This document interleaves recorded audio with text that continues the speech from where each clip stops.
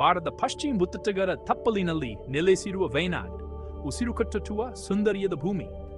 ಸುತ್ತುವರೆದಿರುವ ಬೆಟ್ಟಗಳು, ಹಚ್ಚ ಹಸಿರಿನ ಕಾಡುಗಳು ಮತ್ತು ಮಸಾಲೆ ತೋಟಗಳು ಪ್ರಶಾಂತತೆಯ ಚಿತ್ರವನ್ನು ನೀಡುತ್ತವೆ.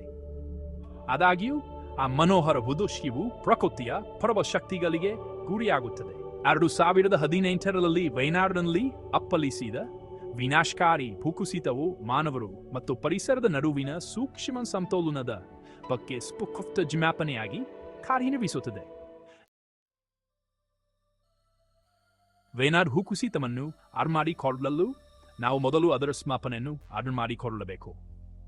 ಯುನೆಸ್ಕೋ ವಿಶ್ವ ಪರಂಪರೆಯ ತಾಣವಾದ ಪಶ್ಚಿಮ ಘಟ್ಟಗಳು ಹಿಮಾಲಯಕ್ಕಿಂತ ಹಳೆಯ ಪರ್ವತ ಶ್ರೇಣಿಯಾಗಿದೆ. ಪರ್ವತಗಳು ನೋಡಲು ಮಾತ್ರವಲ್ಲ, ಜೀವವೈವಿಧ್ಯತೆಯ ತಾಣವಾಗಿದೆ. ಭೂಮಿಯ ಮೇಲೆ ಬೆರೆಲಿಯಮು ಕಂಡುಬರದ ಸಸ್ಯ ಮತ್ತು ಪ್ರಾಣಿಗಳ ವಿಶಾಲ ಶ್ರೇಣಿಗೆ ನೆರೆಯಾಗಿದೆ. ಪಶ್ಚಿಮ ಘಟ್ಟಗಳು ಭಾರತದ ಹವಾಮಾನದ ಮೇಲೆ ಪ್ರಭಾವ ಬರುವಲ್ಲಿ ನಿರ್ಣಾಯಕ ಪಾತ್ರವನ್ನು ವಹಿಸುತ್ತವೆ. ಮಾನ್ಸೂನ್ ಮಾರ್ಗಗಳಿಗೆ ತಡೆಗೋಡೆಯಾಗಿ ಕಾರ್ಯನಿರ್ವಹಿಸುತ್ತವೆ. ಆ ಪ್ರದೇಶವು ಭಾರೀ ಮಳೆಯನ್ನು ಪಡೆಯುತ್ತದೆ. ಇದರ ನದಿಗಳು, ಕಾಡುಗಳು ಮತ್ತು ಜೀವನ ವಿಧಾನವನ್ನು ರೂಪಿಸುತ್ತದೆ. ಆದಾಗ್ಯೂ ಆ ಹೇರಲಾದ ಮರೆಯು ಪ್ರದೇಶವನ್ನು ಭೂಕುಸಿತಗಳಿಗೆ ಗುರಿಯಾಗುವಂತೆ ಮಾಡುತ್ತದೆ, ವಿಶೇಷವಾಗಿ ಮಾನನೆಚ್ಚವು ಭೂದೃಶ್ಯವನ್ನು ಬದಲಿಸಿರುವ ಪ್ರದೇಶಗಳಲ್ಲಿ. 2018 ಆಗಸ್ಟ್ನಲ್ಲಿ ವೈನಾಡಿನ ಪ್ರಶಾಂತ ಭೂದೃಶ್ಯವು ಸರಣಿ ದುರಂತ ಭೂಕುಸಿತಗಳಿಂದ ನಾಶವಾಯಿತು. ಇತ್ತೀಚಿನ ಸುಮಳೆಯಲ್ಲಿ ಯಾವುದೇ ಮರೆಗಿಂತ ಹೆಚ್ಚಿನ ಮರೆಯು ಭೂಮಿ ಮತ್ತು ಶಿಲಾರಂಧ್ರರಾಶಿಗೆ ಬೃಹತ್ ಚನ್ನೆಗೆ ಕಾರಣವಾಯಿತು. ಹಳ್ಳಿಗಳು ಮುಳುಗಿದವು, ಮನೆಗಳು ನಾಶವಾದವು ಮತ್ತು ಜೀವಗಳು ಕಳೆದು ಹೋದವು. ವಿಕೋಪದ ಪ್ರಮಾಣವು ಭಾರತದಾದ್ಯಂತ ಆವಾತರಂಗಗಳನ್ನು ಕಳುಹಿಸಿತು. ವೈನಾಡ್ ಭೂಕುಸಿತವು ಎಚ್ಚರಿಕೆಯ ಕರೆಯಾಗಿ ಕಾರ್ಯನಿರ್ವಹಿಸಿತು. ಮುಂಜಾಗ್ರತಾ ಕ್ರಮಗಳನ್ನು ತೆಗೆದುಕೊಳ್ಳುವ ಅಗತ್ಯವನ್ನು ಒತ್ತಿ ಹೇಳಿತು. ವೈನಾಡ್ ಭೂಕುಸಿತದ ಹಿಂದಿನ ಪ್ರಾಮಿಕ್ ಅಪರಾಧಿ ಪ್ರದೇಶದ ಅತ್ಯಂತ ಜೀವನಾಡಿ ಮಾನ್ಸೂನ್ ಮಳೆ. ವೈನಾಡ್ ಸೇರಿದಂತೆ ಪಶ್ಚಿಮ ತಟಗಳು ಮಾನ್ಸೂನ್ ಅವಧಿಯಲ್ಲಿ ಅಸಾಧಾರಣವಾಗಿ ಹೆಚ್ಚಿನ ಮಳೆಯನ್ನು ಪಡೆಯುತ್ತದೆ. ಜೀವನಕ್ಕೆ ಅತ್ಯಗತ್ಯವಾದರೂ ಆ ಬಿರುಸಿನ ಮಳೆಯು ವಿನಾಶಕಾರಿ ಶಕ್ತಿಯಾಗಬಹುದರು. ಮಣ್ಣನ್ನು ಫ್ಯಾಚೋಡೇರ್ ಮಾಡುತ್ತದೆ ಮತ್ತು ಇಳಿಜಾರುಗಳನ್ನು ದುರ್ಬಲಗೊಳಿಸುತ್ತದೆ. ಪಶ್ಚಿಮ ಘಟ್ಟಗಳ ಭೌಗೋಳಿಕ ರಚನೆಯು ಅಪಾಯವನ್ನು ಮತ್ತಷ್ಟು ಉಲ್ಬಣಗೊಳಿಸುತ್ತದೆ. ಹವಾಮಾನದ ಬಂಡೆ ಮತ್ತು ಸಡಿಲವಾದ ಮಣ್ಣಿನಿಂದ ಕೂಡಿದ ಕಡಿದ ಇಳಿಜಾರುಗಳು ಸ್ವಾಭಾವಿಕವಾಗಿ ಅಸ್ಥಿರವಾಗಿರುತ್ತವೆ. ನೆರಿನಿಂದ ಸ್ಯಾಚುರೇಟೆಡ್ ಆಗಿರುವಾಗ ಆ ಇಳಿಜಾರುಗಳು ಜಾರುವಿಕೆಗೆ ಗುರಿಯಾಗುತ್ತವೆ. ಇದು ವಿವಿಧ ಪ್ರಮಾಣದಲ್ಲಿ ಭೂಕುಸಿತಗಳಿಗೆ ಕಾರಣವಾಗುತ್ತದೆ. ವಿಭಾಗೋದು ಮಾನವಾಂಶ ಭೂಮಿಯ ಮೇಲೆ ನಮ್ಮ ಪ್ರಭಾವ. ನೈಸರ್ಗಿಕ ಅಂಶಗಳು ಪ್ರಮುಖ ಪಾತ್ರವನ್ನು ವಹಿಸಿದರೆ ಮಾನವ ಚಟುವಟಿಕೆಗಳು ವೈನಾಡ್ ಭೂಕುಸಿತದ ಪ್ರಭಾವ ಹೆಚ್ಚಿಸಿದವು. ಪಶ್ಚಿಮ ಘಟ್ಟಗಳಲ್ಲಿ ಬೆಳೆಯುತ್ತಿರುವ ಕಾಜಿಯಾದ ಅರಣ್ಯನಾಶವು ಮಣ್ಣನ್ನು ಅದರ ನೈಸರ್ಗಿಕ ಹೊದಿಕೆಯಿಂದ ಕಸಿದುಕೊಳ್ಳುತ್ತದೆ. ಇದು ಸವೆತಕ್ಕೆ ಗುರಿಯಾಗುತ್ತದೆ. ಮರಗಳು ನೈಸರ್ಗಿಕ ಆಧಾರಸ್ತಂಭಗಳಾಗಿ ಕಾರ್ಯನಿರ್ವಹಿಸುತ್ತವೆ. ಅವುಗಳ ಬೇರುಗಳು ಮಣ್ಣನ್ನು ಬಂಧಿಸುತ್ತವೆ ಮತ್ತು ನೀರಿನ ಹರಿವನ್ನು ನಿಯಂತ್ರಿಸುತ್ತವೆ. ಕಡಿದಾದ ಇಳಿಜಾರುಗಳಲ್ಲಿ ಯೋಜಿತವಲ್ಲದ ನಿರ್ಮಾಣ ಮತ್ತು ಅಭೂವದದ್ಯು ಭೂಮಿಯ ಸ್ಮಿರತೆಯನ್ನು ಮತ್ತಷ್ಟು ಹಾಳು ಮಾಡುತ್ತದೆ. ಸರಿಯಾದ ಯೋಜನೆ ಮತ್ತು ಮಣ್ಣಿನ ಸಂರಕ್ಷಣಾ ಕ್ರಮಗಳಿಲ್ಲದೆ ರಸ್ತೆಗಳು, ಮನೆಗಳು ಮತ್ತು ರೆಸಾರ್ಟ್ಗಳನ್ನು ನಿರ್ಮಿಸುವುದು ನೈಸರ್ಗಿಕ ಒಳಚರಂಡಿ ಮಾದರಿಗಳಿಗೆ ಪಡಿಸುತ್ತದೆ ಮತ್ತು ಭೂಕುಸಿತದ ಅಪಾಯವನ್ನು ಹೆಚ್ಚಿಸುತ್ತದೆ.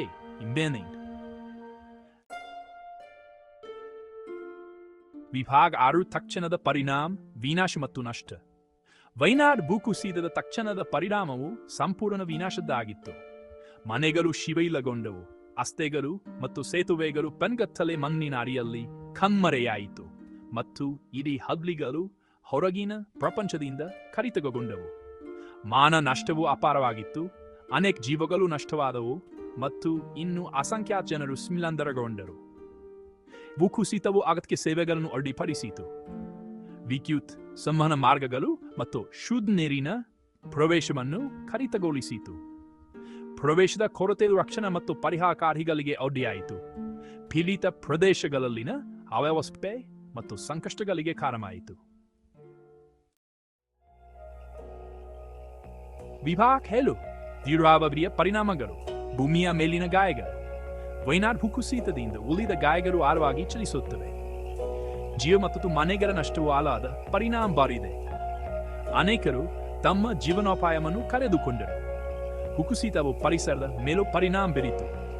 ನದಿಗಳು ಮತ್ತು ಹೊಳ್ಳೆಗಳನ್ನು ಮುಚ್ಚಿ ಹಾಕಿತು. ಸಭೆ ಮತ್ತು ವಿಜಯದ ಭೂಕುಸಿತಗಳ ಅಪಾಯವನ್ನು ಒಬ್ಬಗೊಳಿಸಿತು. ವಿಭಾಗ ಎಂದು ತುಣುಕುಗಳನ್ನು ಎತ್ತಿಕೊಳ್ಳುವುದು ಚೇತರಿಕೆ ಹಾದಿ. ವಿಕೋಪದ ನಂತರ ಚೇತರಿಕೆಯ ಹಾದಿಯು ದೇರುವ ಮತ್ತು ಶ್ರಮದಾಯಕವಾಗಿತ್ತು. ರಕ್ಷಣಾ ಕಾರ್ಯಕರ್ತರು, ಸ್ವಯಂ ಸೇವಕರು ಮತ್ತು ಸರ್ಕಾರಿ ಸಂಸ್ಥೆಗಳು ಬದುಕುಳಿದವರನ್ನು ತಲುಪಲು, ವೈದ್ಯಕೀಯ ನೆರವು ನೀಡಲು ಮತ್ತು ಅಗತ್ಯ ಸೇವೆಗಳನ್ನು ಪುನಃಸ್ಥಾಪಿಸಲು ಶ್ರಮಿಸಿದರು. ಮನೆಗಳನ್ನು ಕಳೆದುಕೊಂಡವರಿಗೆ ಆಹಾರ ಮತ್ತು ವಸತಿ ಕಲ್ಪಿಸಲು ತಾತ್ಕಾಲಿಕ ಶಿಬಿರಗಳನ್ನು ಸ್ಥಾಪಿಸಲಾಯಿತು. ಮನೆಗಳು, ಮೂಲಸೌಕರ್ಯ ಮತ್ತು ಜೀವಗಳನ್ನು ಪುನರ್ ನಿರ್ಮಿಸುವ ಪ್ರಕ್ರಿಯೆಯು ನಿಧಾನ ಮತ್ತು ಸವಾಲಿನದ್ದಾಗಿತ್ತು. ಪ್ರೀತಿಪಾತ್ರರನ್ನು ಮತ್ತು ಅವರ ಜೀವನದ ಕೆಲಸವನ್ನು ಕಳೆದುಕೊಂಡು ಬದುಕುಳಿದವರ ಮೇಲಿನ ಭಾವನಾತ್ಮಕ ಹೊಡೆ ಅಪಾರವಾಗಿತ್ತು.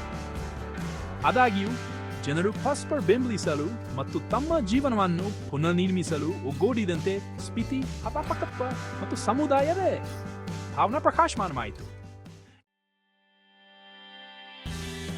ವಿಭಾಗ 9 ಭವಿಷ್ಯದ ದುರಂತಗಳನ್ನು ತಡೆಯುವುದು ಕಲಿತಿದ್ದಾರೆ. ವೈನಾಡ್ ಭೂಕುಸಿತವು ಪ್ರಕೃತಿಯ ಮಿತಿಗಳನ್ನು ಗುಂಡರಿಸುವ ಮತ್ತು ಸುಸ್ಥಿರ ಅಭಿವೃದ್ಧಿ ಪದ್ಧತಿಗಳ ಅಗತ್ಯವನ್ನು ಕಬ್ಬಿನ ನಿರ್ಮಾಪನೆಯಾಗಿ ಕಾರ್ಯನಿರ್ವಹಿಸಿತು. ಸಮುದಾಯಗಳಿಗೆ ಸನ್ನಿಹಿತ ಭೂಕುಸಿತಗಳ ಬಗ್ಗೆ ಎಚ್ಚರಿಕೆ ನೀಡಲು ಮತ್ತು ಸ್ಥಳಾಂತರಿಸಲು ಆಮ್ಲವನ್ನು ಹರಡಿಸಲು ಮಿತ್ರದ ಮುಂಚಿನ ಎಚ್ಚರಿಕೆ ವ್ಯವಸ್ಥೆಗಳ ಅಗತ್ಯವನ್ನು ದುರಂತವು ಚೇತರಿಸಿತು. ವಿಶೇಷವಾಗಿ ಬೆಟ್ಟಗುಡ್ಡ ಪ್ರದೇಶಗಳಲ್ಲಿ ಭೂಬಳಕೆ ಯೋಜನೆ ಮತ್ತು ಕಟ್ಟಡ ನಿಯಮಗಳ ಪ್ರಾಮುಖ್ಯತೆಯನ್ನು ವಿಕೋಪವು ಒತ್ತಿ ಹೇಳಿದೆ. ಇಳಿಜಾರುಗಳಲ್ಲಿ ನಿರ್ಮಾಣಕ್ಕಾಗಿ ಕಾಯ್ದೆ ನಿಯಮಗಳನ್ನು ಜಾರಿಗೊಳಿಸುವುದು, ಅರಣ್ಯೀಕರಣವನ್ನು ಉತ್ತೇಜಿಸುವುದು ಮತ್ತು ಮಣ್ಣಿನ ಸಂರಕ್ಷಣಾ ಕ್ರಮಗಳನ್ನು ಕಾರ್ಯಗತಗೊಳಿಸುವುದು ಭವಿಷ್ಯದ ಭೂಕುಸಿತಗಳ ಅಪಾಯವನ್ನು ತಗ್ಗಿಸಲು ನಿರ್ಣಾಯಕವಾಗಿದೆ. ವಿಭಾಗ 10 ಒಟ್ಟಿಗೆ ಕೆಲಸ ಮಾಡುವುದು ಸಮುದಾಯ ಮತ್ತು ಸರ್ಕಾರದ ಕ್ರಮ. ಭವಿಷ್ಯದ ದುರಂತಗಳನ್ನು ತಡೆಗಟ್ಟಲು ಸರ್ಕಾರ, ಸಮುದಾಯಗಳು ಮತ್ತು ವ್ಯಕ್ತಿಗಳ ಸಹಯೋಗದ ಪ್ರಯತ್ನದ ಅಗತ್ಯವಿದೆ. ಸ್ಥಳೀಯ ಸಮುದಾಯಗಳು ಭೂಮಿ ಮತ್ತು ಅದರ ದುರ್ಬಲತೆಗಳ ಬಗ್ಗೆ ಅವರ ಆಳವಾದ ಜ್ಞಾನದೊಂದಿಗೆ ಅಪಾಯಗಳನ್ನು ಗುರುತಿಸುವ ಮತ್ತು ತಗ್ಗಿಸುವ ಕ್ರಮಗಳನ್ನು ಕಾರ್ಯಗತಗೊಳಿಸುವಲ್ಲಿ ಪ್ರಮುಖ ಪಾತ್ರವನ್ನು ವಹಿಸುತ್ತದೆ. ವಿಕೋಪ ಸಿದ್ಧತೆ ಮತ್ತು ಪ್ರತಿಕ್ರಿಯೆ ಕಾರ್ಯವಿಧಾನಗಳನ್ನು ಬಲಪಡಿಸಲು ಅಗತ್ಯ ಸಂಪನ್ಮೂಲಗಳು, ತಾಂತ್ರಿಕ ಪರಿಣತಿ ಮತ್ತು ಹಣಕಾಸಿನ ಬೆಂಬಲವನ್ನು ಸರ್ಕಾರಿ ಸಂಸ್ಥೆಗಳು ಒದಗಿಸಬೇಕು. ಇದು ಮುಂಚಿನ ಎಚ್ಚರಿಕೆ ವ್ಯವಸ್ಥೆಗಳಲ್ಲಿ ಹೂಡಿಕೆ ಮಾಡುವುದು, ದುರ್ಬಲತೆಯ ಮೌಲ್ಯಮಾಪನಗಳನ್ನು ನಡೆಸುವುದು ಮತ್ತು ಸುಸ್ಥಿರ ಭೂಬಳಕೆ ಪದ್ಧತಿಗಳನ್ನು ಜಾರಿಗೊಳಿಸುವುದನ್ನು ಒಳಗೊಂಡಿದೆ. ವಿಭಾಗ 11 ತೀರ್ಮಾನ ನಮ್ಮ ಭವಿಷ್ಯವನ್ನು ರಕ್ಷಿಸುವುದು. ವೈನಾಡ್ ಭೂಕುಸಿತವು ಪ್ರಕೃತಿಯ ಶಕ್ತಿ ಮತ್ತು ನಮ್ಮ ಪರಿಸರದ ಜವಾಬ್ದಾರಿಯಾದ ನಿರ್ವಹಣೆಯ ಮಹತ್ವದ ಬಗ್ಗೆ ಸ್ಪಷ್ಟ ಜ್ಞಾಪನೆಯಾಗಿ ನಿಂತಿದೆ. ನಾವು ಪ್ರಕೃತಿಯ ಶಕ್ತಿಗಳನ್ನು ನಿಯಂತ್ರಿಸಲು ಸಾಧ್ಯವಾಗದಿದ್ದರೂ ಅರಿವು, ಸಿದ್ಧತೆ ಮತ್ತು ಸುಸ್ಥಿರ ಪದ್ಧತಿಗಳ ಮೂಲ ಅವುಗಳ ಪ್ರಭಾವವನ್ನು ನಾವು ತಗ್ಗಿಸಬಹುದು. ಹಿಂದಿನಿಂದ ಕಲಿಯುವ ಮೂಲಕ, ವರ್ತಮಾನಕ್ಕೆ ಹೊಂದಿಕೊಳ್ಳುವ ಮೂಲಕ ಮತ್ತು ಭವಿಷ್ಯಕ್ಕಾಗಿ ತಯಾರಿ ಮಾಡುವ ಮೂಲಕ ನಾವು ಸುರಕ್ಷಿತ ಮತ್ತು ಹೆಚ್ಚು ಸ್ಥಿತಿಸ್ಥಾಪಕ ವೈನಾಡ್ ಅನ್ನು ರಚಿಸಬಹುದು. ಅಲ್ಲಿ ಅದರ ಭೂದೃಶ್ಯಗಳ ಸೌಂದರ್ಯವು ಅದರ ಜನರ ಸುರಕ್ಷತೆಯೊಂದಿಗೆ ಹೊಂದಿಕೆಯಾಗುತ್ತದೆ.